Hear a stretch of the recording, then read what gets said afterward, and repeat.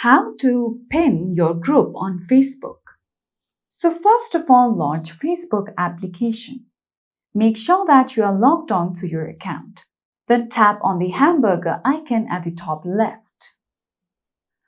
From here, go ahead and tap on the category of groups.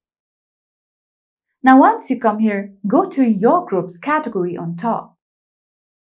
From here, you can see all the groups you have joined or created. Long tap on a group in order to pin it. Then you'll see the option of pin group. So once you make a selection on this option, pinned groups will be shown at the top of the list for easy access. Let's tap on pin group option. Now you can see this icon that says pinned. So that's how simply you can pin your group on Facebook. So that's all for today's video, and at last, don't forget to subscribe to our YouTube channel.